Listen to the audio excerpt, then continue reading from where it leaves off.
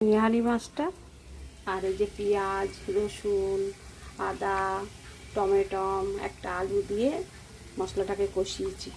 কষানো হয়ে গেলে এই মাছগুলো দিয়ে দেবো। এই মাছগুলো পুরো গোটা গোটা থেকে যাবে। এই নিহারি মাছগুলো পুরো না গোটা গোটা থেকে যাবে। এইটা আবার খেতে আবার খুব ভালোবাসে ছেলে মেয়েগুলো। এই মাছটা নুন আর হলুদ দিয়ে মাখিয়ে রেখেছিলাম আর এই মাছগুলো ছেড়ে দিলাম। এবার এইটাতে আস্তে আস্তে করে মানে তরকারিটা হবে, হ্যাঁ, জল বেরিয়ে যাবে, তারপর সেদ্ধও হয়ে যাবে, খুব সুন্দর খেতে লাগে। ধনেপাতা ছড়িয়ে দেবো। কি সুন্দর গোটা গোটা হয়ে আছে। এই যে ধনেপাতা ছড়িয়ে দিচ্ছি। এবার আমি নামিয়ে দেবো। হয়ে গেছে নিহারি মাছের